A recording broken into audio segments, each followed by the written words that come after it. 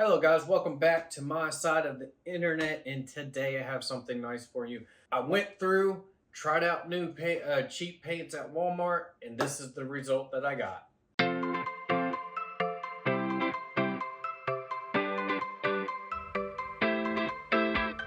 With those intros out of the way, gotta do them. Put the tags up there and all that. But if you are watching this video, please leave a like, comment, subscribe. It always helps my channel out, and I do appreciate it. We are on that long trek to 100, and then we'll be on that long trek to 200, 400, 500. I went out and started looking for some cheap craft paint. I came across, while I was in one of the aisles at Walmart, that I thought I would try out. I seen a video on somebody using some metal craft painting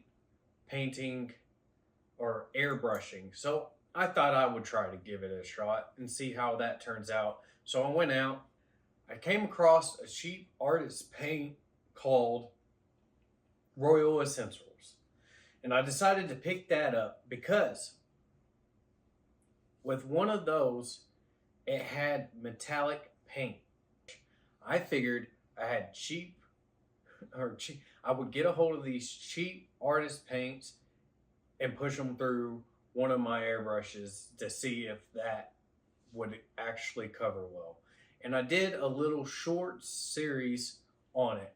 For every day, almost every day, I tried out these paints, spraying a model and seeing how well they go. I had some broken down, not so well, didn't come out well 3D prints that didn't show up very well or didn't create very well. So I decided to go ahead and use those to try to use them to cover with the metallic paints. And if you go back and look in the series, each color has its own, and you can check them out. They came out pretty nice. They came out all right, and they're really good to push through an airbrush. I didn't try using a regular brush on these and paint with them, so I don't know the coverage on them. What you're getting is airbrushing. So this is a kind of a review to push these artist paints through the airbrush and see how well they covered. They are artist paints, so they're more made for canvases, paper mediums, and all that stuff. So I'm pretty sure that they're more directed towards those types of mediums than it is to airbrush onto models. But I didn't feel. I felt like I needed to find a cheap paint that I could push and land on some models to see if it would cover well. Because who wants to go out and buy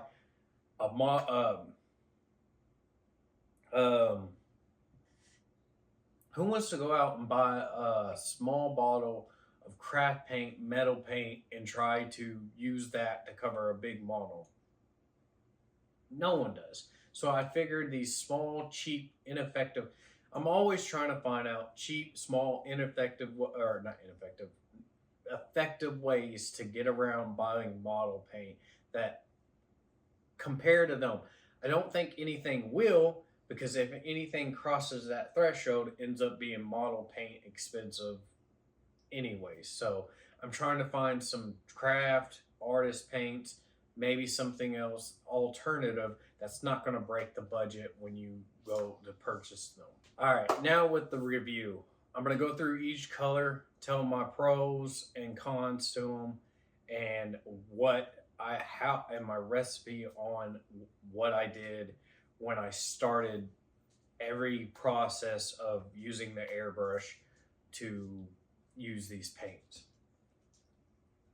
The recipe for this was 2 drops from the squeeze bottles, because they come in these squeeze bottles.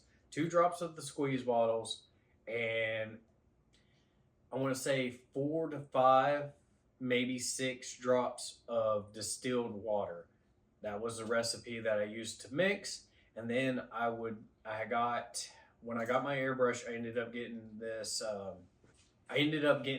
Airbrush extender, reducer extender base. So this is what came when I ordered my airbrush.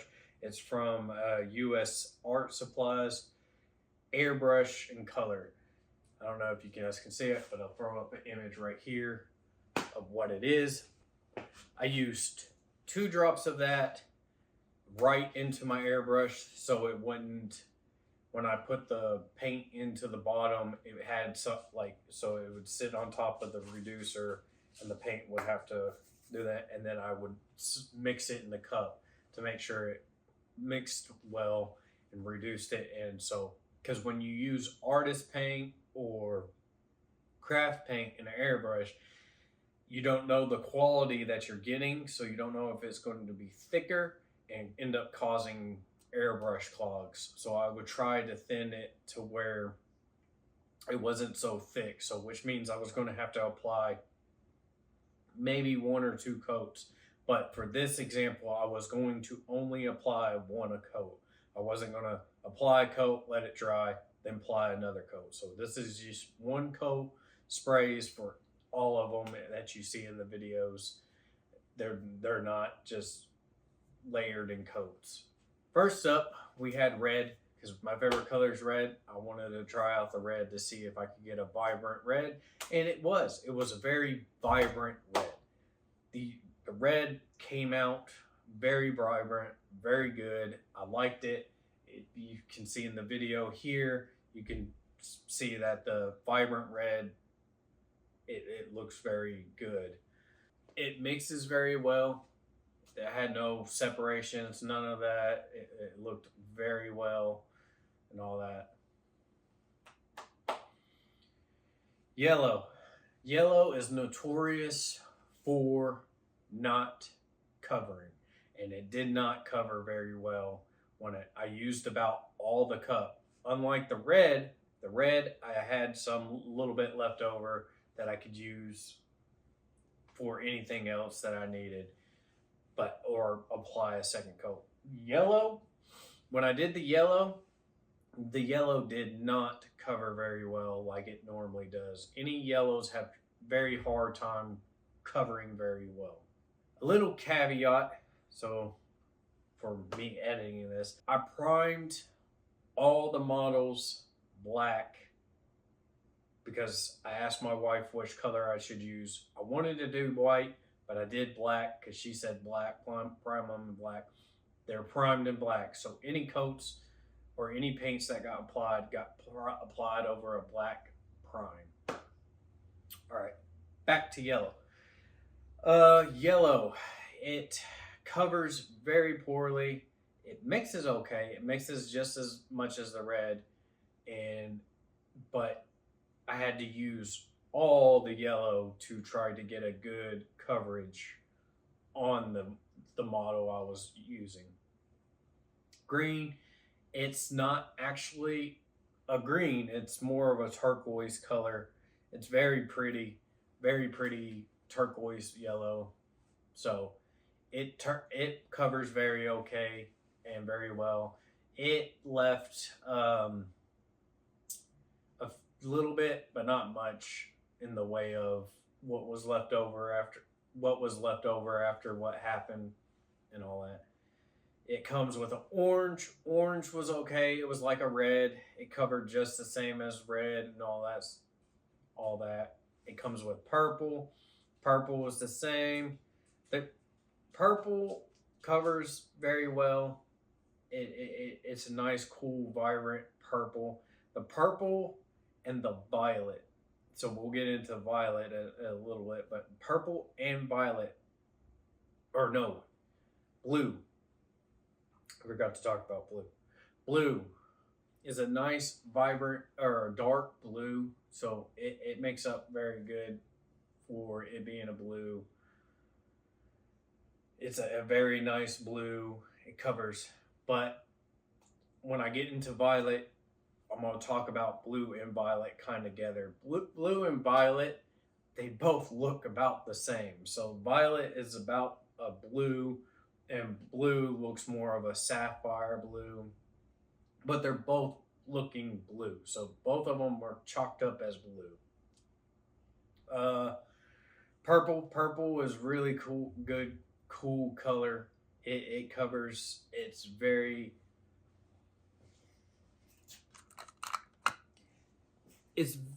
emperor's children color. Blue makes or purple makes a good emperor's children color. So if you're a big emperor's children or purple fanad, it makes a good metal purple that you should use for your colors. White, or not white, blue and violet, because now we're back to violet. Violet covers, like I said, is blue. Most of these paints, so when I go through, I'm going to do an overall. White covers, it looks more silver. It's not like a metal white, but it is. It's really hard to explain. So if you see in the short, I'll hopefully have some shorts popped up here or overview me talking. White's a good cover. It's very silver.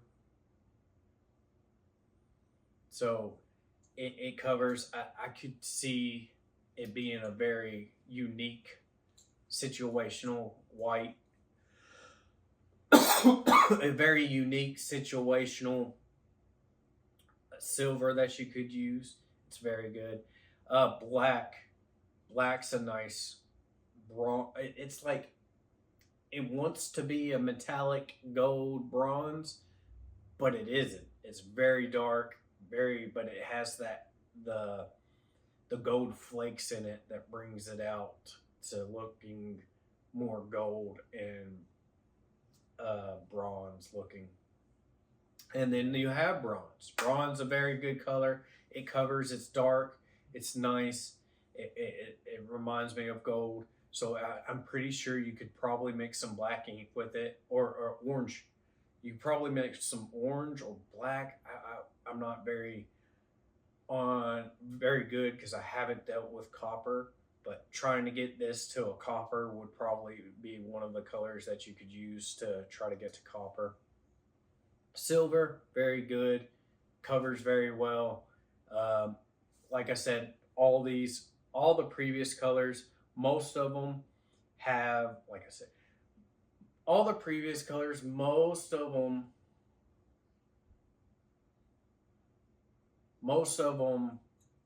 uh, they left a little bit in the cup. There's more than others that left a lot to cut, lot left in the cup, and gold is a very nice gold. It's obviously gold. I could see these being used for your accents or highlights. Like I said, I didn't brush them, so they weren't. I didn't try any brush techniques with these to see if they would come out good or not good. So all these went through an airbrush, so the colors are going to cover very well. I'm not going to see how thick they are. Now, overall, with the colors, is these paints very good? These metal paints a good metal paint to use for models? I would say if you're pushing them through an airbrush, yes. Painting, I don't know. Didn't try it. Maybe I'll try to do a painting video on whether I push them on push them with some brushes and try them to see if they cover very well. But through an airbrush, they cover very well. The only color that didn't cover very well is yellow. Are these model paints? No, they're not model paints. I would say they're probably like 3 or 4 steps down from model paints. They are artist paints, so they probably do very well for painting in general. I didn't mix them. I should have tried to mix a few of these to see how that that works out. But this is just a video on airbrushing with them. So maybe I do a video on mixing them, or a video on when I brush with them, see how well they brush with. Would I suggest these paints? Yes. if you're looking for some cheap, ineffective paints, they were only like $5 for what? 1, 2, 3, 4, 5, 6, 7, 8, 9, 10, 11, 12. They were only like almost $5 for 12 paints that are metal. So if you're looking for some metal that you're not confident with your brush skills to do non-metallic metals, these would be perfect to pick up and try to use for metal parts on any of your stuff. And if you're doing terrain, they're great for terrain, right? Everyone doesn't like to use their craft paint for terrain because there's terrain so cumbersome and you're going to have to use a lot of paint. No one wants to spend $4 on a little dropper bottle to cover half their terrain. So you go and pick some of these artist paints up and you can use some of those to hit your accents where you need to be, so you're not actually spending all your money on good model paints, and you can save those for many figs that you really want to try your best on. When you apply these, after you're done applying the coat over them, they do seem a little glossy, like sticky. They feel a little sticky, but you let them dry 24 hours and they become more settled. The paint's more, the figure's not as like sticky. I would say the sticky feel about them. You know how you apply paint too heavily on something, it gets that sticky like feel to it. It has that after you do it, and it goes away after you let them sit overnight, and they become better paints. The durability on these, so I took my nail and tried to scratch them. They held up pretty well through my nail. I didn't try anything sharper like a hobby knife or nothing like that. But I'm pretty sure you could scrape it off with a hobby knife. And I'm pretty sure if you took some isopropyl alcohol, you probably get it off really easy. Maybe I should do a video on stripping. But that's for the future, and we'll figure that out. But this was just me pushing some cheap craft paint through an airbrush and all that. But for it being $5, these tubes are very small. There's not a lot in the tubes. You're probably like, what? You probably get like maybe 20 uses, 25 uses out of them, depending on how much you're using all at once. I could probably do a whole tube out and see how much is in one tube. But I don't know if I'm going to use these paints for modeling. So, but yeah, there's not very much into the tubes. And if you want to get bigger tubes, they do come with bigger tubes. But that's going to cost you a little bit more, obviously, for bigger tubes. But those are the non-metallic ones. I've seen those. You could get big tubes of these that are non-metallic, that are the regular paints. All right, I know this video kind of ran long. My thoughts are kind of incoherent when it comes to these paints, and I need to figure out a better format on speaking to you guys and actually reviewing things better and all that. But I feel kind of stupid writing a script and trying to follow a script because I seem kind of robotic and all that stuff. And I did want to give you my full thoughts on these paints and whether you should get or shouldn't get these paints. If you got a steady source of income and you can afford some good paints, go for your craft model paints. If you're on a budget and you really can't afford paints and models and stuff like that, I would suggest these for you if you want to try to give them a cool, unique look. It's just paint. You can always just strip them if you don't like them. They're acrylic, so you could strip them off no problem. You could use some LA Awesome, isopropyl alcohol. Just find something and it strip right off, and you should have a fresh, new, clean model to apply some good paints if you need to.